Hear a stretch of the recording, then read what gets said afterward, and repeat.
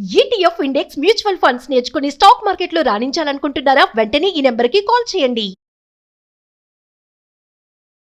చారుచంద్రావళీలోచనైశ్చుంచితో గోపగో బృంద గోపాలికా వల్లభః వల్లవీ బృంద బృందారకః కాముకః సంజగౌ వేణునా దేవకీనందనః.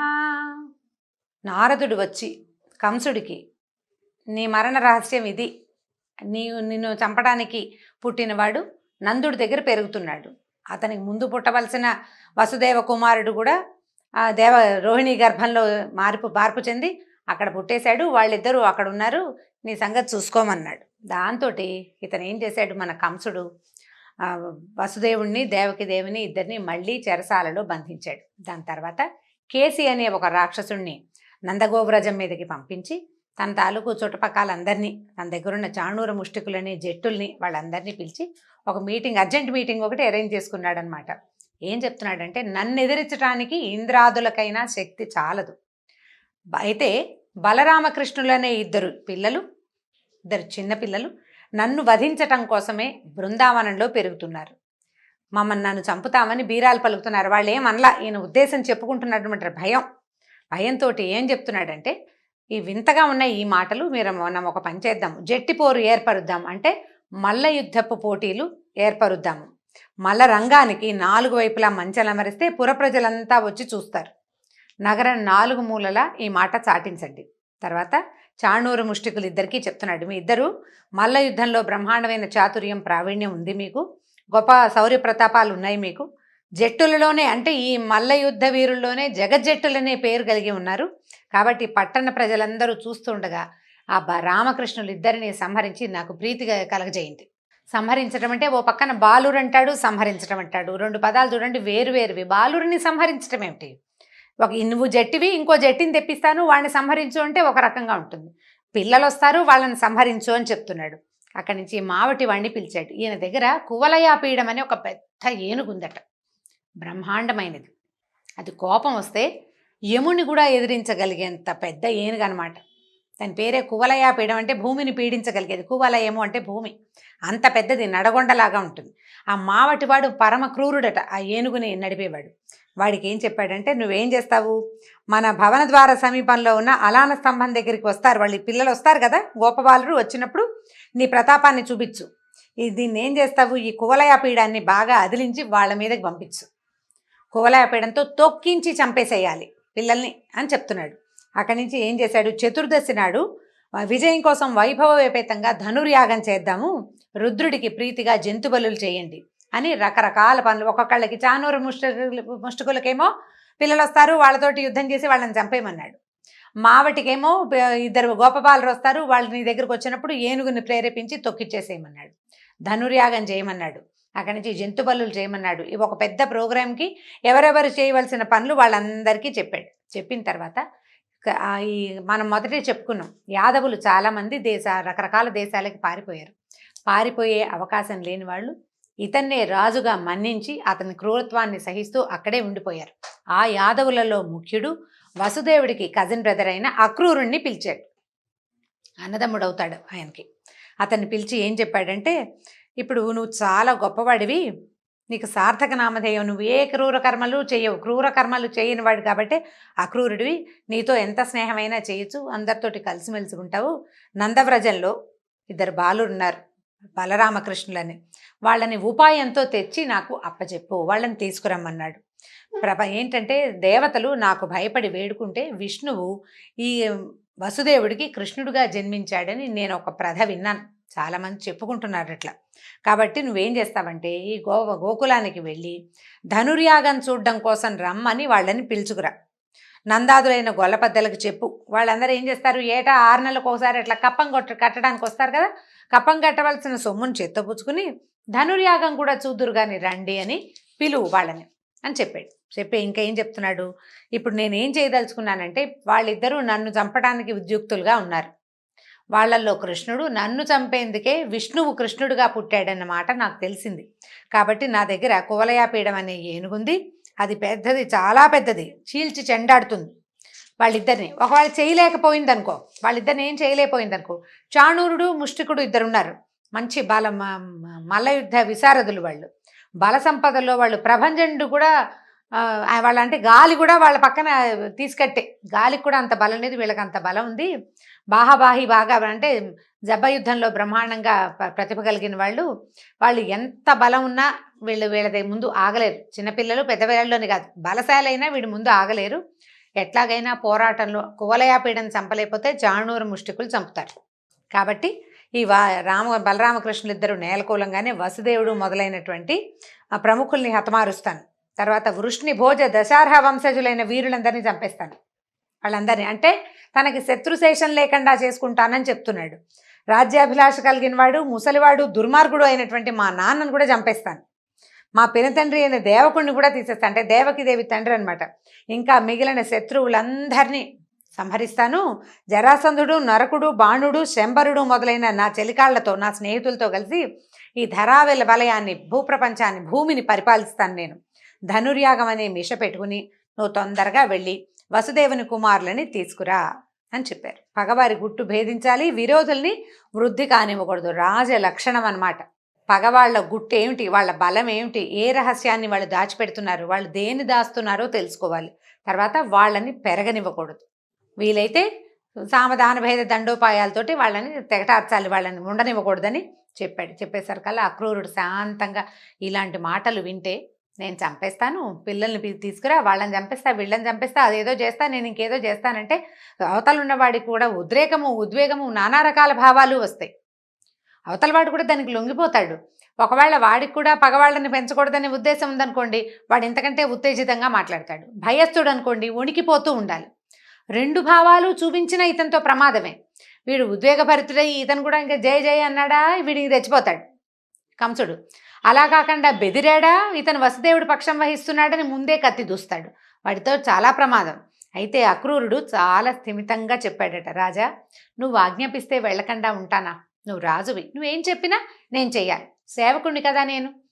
యథార్థం ఆలోచిస్తే నిజం చెప్పాలంటే నరులు తమ శక్తి ఎట్టిదో దైవశక్తి ఎలాంటిదో గ్రహించలేకపోతారు. నేను అన్నీ చేసేస్తాను అనుకుంటా. దైవం ప్రతికూలిస్తే ఏం జరుగుతుంది అనేది మానవులకి ఊహకు కూడా అందదు, మనకు తెలీదు. నేను కొండ పిండి చేస్తానంటే ఆ పిండి చేయటానికి భగవంతుడు ఒప్పుకోవద్దు. ఆ క్షణాన ఆయన ఆ బలం నీకు ఇవ్వదలుచుకుంటే ఇస్తాడు, ఇవ్వదలుచుకోకపోతే మానేస్తాడు. మనం చెప్పలేకపోతాం. తమ బుద్ధికి తోచిన విధంగా పట్టుదలతోటి ప్రవర్తిస్తారు. కాదనేందుకు వీలే లేదు. విధి నిర్ణయం తప్పించడానికి ఎవ్వరి తరమూ కాదు. ఎందుకంటే నీ చావు తథ్యం అని చెప్తున్నాడండి. ఇందులో నిబిడీకృతమైనది ఏంటంటే నువ్వే స్వయంగా అక్కడెక్కడో పల్లెలో హాయిగా ఆడుకుంటూ కులాసాగా ఉన్న మహాపన్నగాన్ని రా రా అని పిలుస్తున్నావు నువ్వు. నీ వాక్యాలకు అర్థం అదే. నా శక్తి ఏమిటి, భగవంతుడి శక్తి ఏమిటో నీకు తెలియదు. పనిమాల దాని దారిని అది పోయే మహాపన్నగాన్ని పిలిస్తే ఏమవుతుంది, కాటేసిపోతుంది, ఇంక ఊరుకుంటుందా? కాబట్టి నేను వెళ్ళి నీ విరోధి పుత్రుల్ని తప్పకుండా తీసుకొస్తానని చెప్పేశాడు. సరే, అక్కడి నుంచి ఏమైంది ఇది చూడండి. ఇక్కడికి వెళ్దాం మళ్ళీ. ఈ విధంగా అక్రూరుడు రథం ఎక్కి రేపల్లెకి బయలుదేరాడు. ఈ కంసుడు మిగిలిన వాళ్ళందరికీ సెలవిచ్చి అంతఃపురంలోకి వచ్చాడు. అంటే స్థిమితంగా ఉందన్నమాట. ఎవరికి చెప్పాల్సిన మాటలు వాళ్ళకి చెప్పేశాడు. పిల్లలు వస్తారు, వాళ్ళని చంపేయమని మొదటి వాడికి చెప్పాడు, వాళ్ళని ఇంకేదో చేయమని మిగిలిన వాళ్ళకి చెప్పాడు. ఈ వార్తలు, ఇలాంటి ఆజ్ఞలు ఇద్దరు ముగ్గురుతోటే ఆగవు చూడండి. ఇప్పుడు మావటివాడికి చెప్పారు. ఆ మావటివాడు ఇంటికి వెళ్ళే దారిలో ఎంతమంది సైనికులు స్నేహితులు ఉంటారో, ఎన్ని జాతుల వాళ్ళు ఉంటారో వాళ్ళందరికీ వసుదేవుడి కుమారులు అక్కడెక్కడో పెరుగుతున్నారట, వాళ్ళిద్దరూ వస్తారట, వాళ్ళని ఏనుగుతో తొక్కించమన్నాడు. అనగానే కంసుడి పక్షం వహించేవాళ్ళు, తమ రాజు గెలవాలని కోరుకునేవాళ్ళు తాము కూడా ఈ సంహారకాండలోకి పాలు పంచుకోవాలని ఉత్సాహపడతారు కదా. ఒకటి. అక్కడి నుంచి దైవాన్ని నమ్మేవాళ్ళు. కొన్నేళ్ల క్రితం కంసుడి మరణం తథ్యం, నీ కంసాన్ని నువ్వు మరణిస్తావు అని ఆకాశవాణి చెప్పింది. తర్వాత కొంతకాలానికి చిన్నపిల్లని చంపబోతే అది పైకి ఎగిరి పైన 18 చేతులతోటి ప్రత్యక్షమయ్యి నాతోటే ఇంకొకడు పెరుగుతున్నాడని చెప్పింది. కాబట్టి వీడు చావు వచ్చేస్తోందనమాట అని ఉత్సాహపడి ఆ రాబోయే మృత్యుదేవత ఎంత సౌందర్యవంతంగా ఉందో చూడడం కోసం ఇంకొంతమంది సిద్ధంగా ఉంటారు. ఇట్లా ప్రచారం జరిగిపోతుంది. షాణూరు ముష్టికులకి చెప్తే వాళ్ళు ఎందుకు ఊరుకుంటారు? వాళ్ళ చుట్టుపక్కల ఉన్న వాళ్ళందరికీ వాళ్ళు చెప్తారు. ఈ మధురా నగరం అంతా అట్టుడికిపోయినట్టు అయిపోయింది. అందరికీ తెలుసు ఏదో జరగబోతోంది. ఆ రాబోయేవాడెవడు, బాలకుడు కంసుణ్ణి ఎట్లా వధిస్తాడో చూడాలనుకుంటున్నారు కొంతమంది. కంసుడు మా సామాన్యుడు కాదు, ఎంతమందో రాక్షసులతోటి ఉన్నాడు, కాలయవనుడి అంశ వీడు, కాబట్టి వీడే ఆ పిల్లాన్ని ఏదైనా చేస్తాడేమో, తర్వాత కంసుడే జయించాలి అని కోరుకునే శాతం కూడా ఉంది కొంత. వీళ్ళందరూ మంచి రెడీగా సన్నద్ధంగా ఉంటున్నారనమాట. అక్కడి నుంచి చూడండి, ఈ విధంగా చెప్పి ఈ విధంగా మాట్లాడిన తర్వాత అక్రూరుడు రేపల్లెకి బయలుదేరాడు. ఈయన వెళ్ళి అంతఃపురంలో రెస్ట్ తీసుకుంటున్నాడు. ఇంద్రుణ్ణి వరుణుణ్ణి మించినవాడు, శౌర్యానికి సముద్రం లాంటివాడు అయినటువంటి కేసి అనే రాక్షసుడు ఏం చేశాడట, ఒక పెద్ద గుర్రంలాగా రూపం దాల్చి ఆ నందుని మందలోకి ప్రవేశించి సంకటం కలిగించాడు. ఆవుల మందలో సడన్గా గుర్రం ప్రత్యక్షమైతే అలాగే ఉంటుంది, మిగిలిన కంగారు పడతాయి, ఏం జరుగుతుందో తెలియదు. దాన్ని సకిలింతలు, వాడి గిట్టలు నేల మీద తగులుతుంటే భూవలయం ఆదిశేషుడి పడగలకి బరువైపోయిందట. అంత బరువైన పదఘట్టనాలు అనమాట. దాని కాళ్ళు కిందకి పడుతూ ఉండేసరికల్లా భూమి అదిరిపోతోందట. అతని భీతి గొలిపించేటువంటి సకిలింతలు, గుర్రం సకిలిచ్చేసరికల్లా బెదిరిపోతున్నాయట గొడ్లన్నీ పాపం. ఆకాశంలో దేవతలు కూడా ఒకళ్ళనొకళ్ళు గట్టిగా పట్టుకున్నట్టు, అమ్మో ఇంకేదో అయిపోతుందని జూలు అటు ఇటు ఆడిస్తుంటే మేఘాలు ఎగిరిపోయి ఈ దేవతల విమానాలను కొట్టేస్తున్నాయట. అంత విపరీతమైన శక్తిలో ఉన్నాడనమాట. అక్కడి నుంచి అతను నోరు తెరిస్తే పళ్ళు ఎలా మెరుస్తున్నాయంటే అగ్నిజ్వాలల్లాగా మెరుస్తున్నాయట పళ్ళు, తోక యమపాసంలాగా కనపడుతుంది. ఈ దారుణమైన అశ్వాకారంలో ఉన్న ఆ రాక్షసుడి సకిలింతలు వినేసరికి ఆవులు, దూడలు, ఆడవాళ్ళు, మగవాళ్ళు, చిన్నపిల్లలు వాళ్ళందరూ బెదిరిపోయారు. ఆ పల్లె అంతా అరిచి కేకలు పెట్టారు. భయం వేసేసింది. పాహి పాహి అని అరుస్తున్నారు, ఏదో అవుతోంది అని. అప్పుడు సరే అనుకున్నాడు కృష్ణుడు, ఈ బలహీనులైన మందలోని గొల్లని భయపెట్టడం, తరమగొట్టడం నా వంటి వీరుడికి ధర్మం కాదు. ఈ గొల్లపల్లెలో కృష్ణుడు ఎక్కడా అని అసురుడు అంటున్నాడు అని తన్ని వెతుకుతున్నట్ట, కృష్ణుడిని వెతుకుతున్నట్ట. వీళ్ళందరినీ బెదిరిస్తే నాకేమొస్తుంది? అసుర హంత అయినవాడు, రాక్షసుల్ని చంపగలిగేవాడైనటువంటి కృష్ణుడు ఎక్కడున్నాడోనని ఆ గుర్రం వెతుకుతోందట. ఈయన ఏం చేశాడంటే ఇంకా అటు ఇటు వెళ్తుంటే ఈయన అన్నాడు, ఇంకా నువ్వు వెళ్ళలేవు ఎక్కడికి అని చెప్పేసి, రా నా వైపుకి రా అని ఒక పక్కగా నిలబడి పిలిచాడట. పిలిచేసరికల్లా వీడేం చేశాడు, ఈ రాక్షసుడు పెద్దగా నోరు తెరిచి ఒక్కసారి మీదకి దూకేట. గుర్రం గాలిపై దూరం నుంచి దూకితే ఎంత పెద్ద దెబ్బ తగులుతుందోనండి. గుర్రం తగలటం అంటే చిన్నది కాదు, మహాప్రమాదకరమైన దెబ్బ. అయితే ఆ తన్నడానికి మీదకి వచ్చేసరికల్లా పక్కకి తప్పించుకుని ముందుకు పడింది. ఈయన తప్పించుకునేసరికల్లా సరిగ్గా ఎక్కడ ఆగాలో కాళ్ళు అక్కడ ఆగల, భూమి మీదకి పడిపోయాడు అనమాట. కానీ కింద పడ్డవాడు రెట్టించిన ఉత్సాహంతో మళ్ళీ లేచాట. కోపంతో ఈ కృష్ణుడి కళ్ళు ఎర్రబడిపోయాట. ఏం చేశాడట, గబుక్కున వంగి ఈ పైకి లేస్తున్న గుర్రం తాలూకు 4 కాళ్ళు పట్టేసుకున్నట్టు.